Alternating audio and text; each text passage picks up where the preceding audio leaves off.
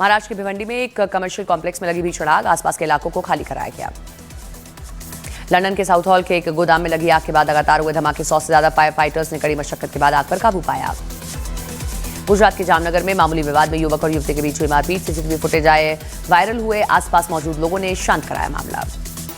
गुजरात के राजकोट में कुत्ते के मालिक की गुंडागर्दी सरेआम, एक युवती को जड़ा गया थप्पड़, लड़की ने कुत्ते पर नियंत्रण रखने की बात कही थी।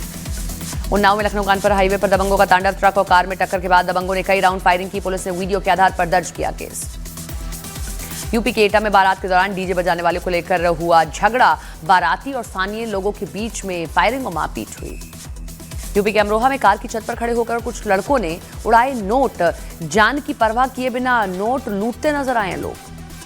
मध्य प्रदेश के मुरैना में पति से विवाद होने पर पत्नी ने परिवार वालों को बुलाकर पति को पिटवाया, सोशल मीडिया पर वायरल हुआ वीडियो। मध्य प्रदेश के नीमच में डंपर से टक्कर के बाद बाइक सवार की मौत, नाराज लोगों ने सड़क पर जमकर हंगामा किया, तोड़फोड़ की।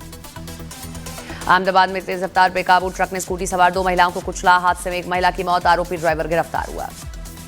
मध्य प्रदेश के उज्जैन में घोड़े पर चढ़कर दूल्हे को न्योता देने पहुंची दुल्हन, धूमधाम से निकाली गई दुल्हन की खबर पूरे शहर में बन गई चर्चा का विषय। मध्य प्रदेश के सीहोर में कार की टक्कर से बाइक सवार की मौत, सीसीटीवी में कैद हुआ हादसा, कार सवार ने बम्पर में फंसे युवक को काफी दूर तक घसीटा। राजस्थान के धौलपुर में कुछ पुलिसकर्मियों ने शराब पीने का वीडियो फेसबुक पर अपलोड किया, वीडियो वायरल होने के बाद आरोपी सब इंस्पेक्टर को किया गया सस्पेंड। महाराष्ट्र के कोल्हापुर में पहली मंजिल की बालकनी में खेल रहा बच्चा नीचे गिरा, लेकिन खुशकिस्मती रही कि सलामत रहा बच्चा। आंध्र प्रदेश के गुंटूर में बेटी के प्रेम विवाह से भड़के परिवार ने ससुराल वालों पर बोला हमला, जबरन अपनी बेटी को उसकी ससुराल से अपने घर ले गए वापस। हरियाणा के यमुनानगर में शादी के बाद हेलीकॉप्टर से पहुंची दुल्हन, आसमान से उतरी दुल्हन को देखने के लिए उमड़ा पूरा गांव। गुजरात के अमरेली के एक गांव में शेरनी ने किया 5 साल के बच्चे का शिकार, शेरनी को पकड़ने की कोशिश में जुटा वन विभाग। गुजरात के जामनगर में एक अवैध फार्म हाउस को तोड़ा गया, सरकारी जमीन पर अतिक्रमण कर बनाया गया था फार्म हाउस। 26 नवंबर 2008 को मुंबई में हुए हमले की 17वीं बरसी आज 26/11 के शहीदों को नमन कर रहा है पूरा देश। जम्मू कश्मीर के अनंतनाग में आतंकी ठिकाने का भांडाफोड़, जंगल में छिपने के लिए इसी ठिकाने का इस्तेमाल करते थे आतंकी। छत्तीसगढ़ के अबूझमाड़ में 28 नक्सलियों ने किया पुलिस के सामने सरेंडर, हथियार डालने वालों में 19 महिला नक्सली शामिल हैं। पंजाब पुलिस की स्पेशल ऑपरेशन सेल को बड़ी कामयाबी मिली, फाजिल्का में हथियार तस्करी मॉड्यूल का भांडाफोड़, 2 ग्रेनेड और 1 पिस्तौल समेत 2 गिरफ्तार। एसआईआर के मुद्दे पर सुप्रीम कोर्ट में अहम सुनवाई, केरल, उत्तर प्रदेश, पश्चिम बंगाल समेत कई राज्यों में एसआईआर की प्रक्रिया को दी गई चुनौती। पश्चिम बंगाल के मुर्शिदाबाद में लगे बाबरी मस्जिद के पोस्टर टीएमसी विधायक हुमायूं कबीर ने 6 दिसंबर को बाबरी मस्जिद की आधारशिला रखने का ऐलान कर दिया था। बाबरी मस्जिद के मुद्दे पर गिरिराज सिंह का ममता बनर्जी पर हमला, कहा बंगाल में बांग्लादेश की नींव रखने की साजिश हो रही है, ज्यादा दिन नहीं चलेगी ममता की राजनीति। पश्चिम बंगाल में सैकड़ों बीएलओ ने कोलकाता में चुनाव आयोग के दफ्तर पर किया प्रदर्शन, एसआईआर के बढ़ते बोझ का लगाया आरोप। उत्तर प्रदेश के गोंडा में जहर खाने से बीएलओ की मौत, हालत बिगड़ने पर इलाज के लिए लखनऊ में कराया गया था भर्ती। पश्चिम बंगाल बीजेपी की नेता केया घोष ने ममता बनर्जी पर कसा तंज, कहा एसआईआर के बाद वोटर लिस्ट में रोहिंग्या और बांग्लादेशी घुसपैठियों वाला वोट बैंक साफ हो जाएगा। पश्चिम बंगाल की सीएम ममता बनर्जी ने दी धमकी, कहा अगर कोई बंगाल को छुएगा तो पूरे देश को हिला दूंगी। बीजेपी नेता अमित मालवीय ने ममता बनर्जी पर बोला हमला, एसआईआर के खिलाफ ममता के प्रदर्शन पर कहा नोटिस पीरियड पर है बंगाल की सीएम ममता बनर्जी। पश्चिम बंगाल की सीएम ममता बनर्जी ने राज्य में जारी एसआईआर के खिलाफ उत्तर 24 परगना में किया पैदल मार्च, चुनाव आयोग से की एसआईआर को वापस लेने की मांग। चुनाव आयोग ने ममता बनर्जी को लिखी चिट्ठी, एसआईआर का विरोध कर रही टीएमसी को बातचीत के लिए डेलीगेशन भेजने को कहा। बीजेपी ने ममता बनर्जी पर लगाया एसआईआर के मुद्दे पर भ्रम फैलाने का आरोप, शहनवाज हुसैन बोले ममता जी को एसआईआर में सहयोग देना चाहिए। केंद्रीय मंत्री गिरिराज सिंह का ममता बनर्जी पर बड़ा आरोप, कहा रोहिंग्या घुसपैठियों के भरोसे चलती है ममता दीदी की सरकार। एसआईआर के मुद्दे पर आदित्य ठाकरे ने दी बड़ी चेतावनी, कहा वोटर लिस्ट में सुनियोजित और उद्देश्यपूर्ण बदलाव नहीं हुए तो सड़क पर उतरेंगे।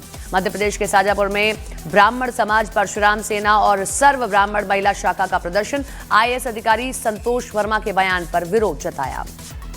तेलंगाना के राजधानी हैदराबाद में 10 साल की छात्रा ने खुदकुशी की, परीक्षा में कम नंबर आने पर परिवार से डांट पड़ी थी। नौसेना के स्वावलंबन सेमिनार में रक्षा मंत्री राजनाथ सिंह का बड़ा बयान, कहा इनोवेशन में नई तकनीक के इस्तेमाल से भारत जल्द ही कर सकेगा नेवी से जुड़ी चीजों को निर्यात।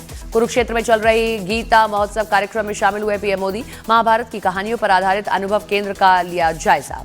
पीएम मोदी ने कुरुक्षेत्र में पंचजन्य चौक का उद्घाटन किया। भगवान श्री कृष्ण के शंख के सम्मान में बनाया गया है पंचजन्य स्मारक।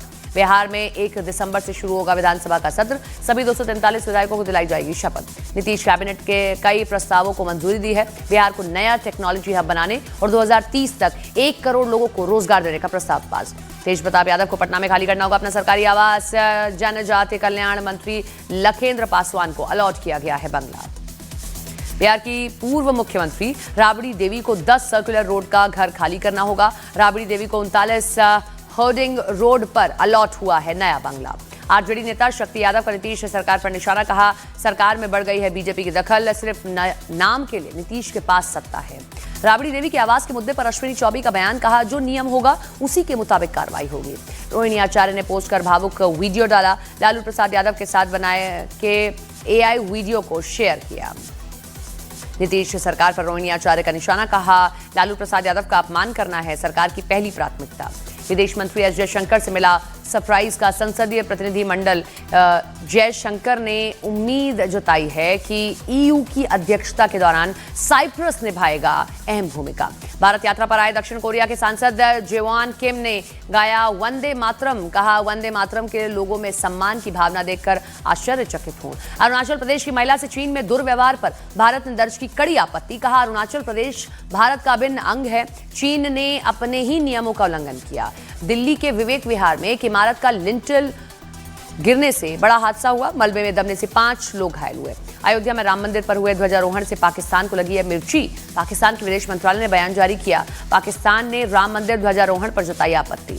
समाजवादी पार्टी के नेता अवधेश प्रसाद ने राम मंदिर पर धार्मिक ध्वज फहराने का स्वागत किया। कार्यक्रम का निमंत्रण नहीं मिलने पर ऐतराज जताया। समाजवादी पार्टी के सांसद जियाउर रहमान बर्क ने धर्म ध्वजा समारोह को बताया बीजेपी का कार्यक्रम, कहा हम इसे सरकार का आयोजन नहीं मानते। एआईएमआईएम नेता वारिस पठान ने मोदी सरकार पर साधा निशाना, पूछा देश में नफरत क्यों फैलाई जा रही है, सरकार का काम सबको साथ लेकर चलना है।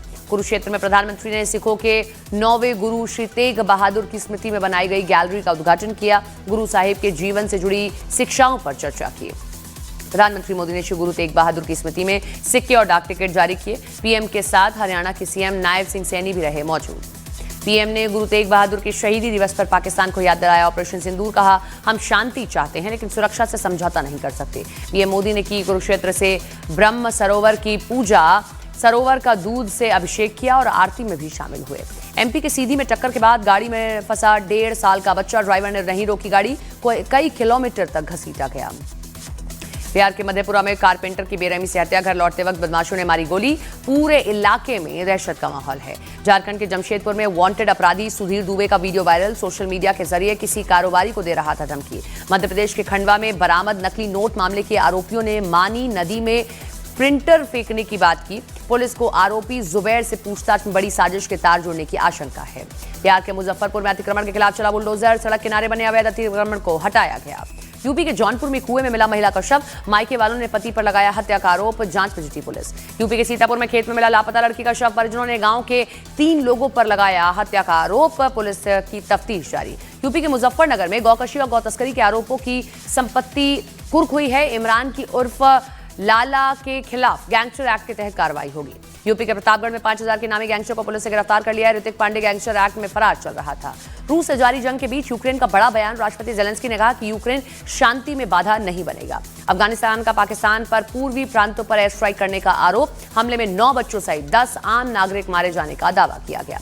गाजा में भारी बारिश से बिगड़े हालात, पूरे इलाके में लगा कीचड़ का अंबार, लोगों की मुश्किलें बढ़ी। इंडोनेशिया में लैंडस्लाइड और बाढ़ का कहर, कई घरों को नुकसान, भारी बारिश की वजह से कई नदियों में उफान है।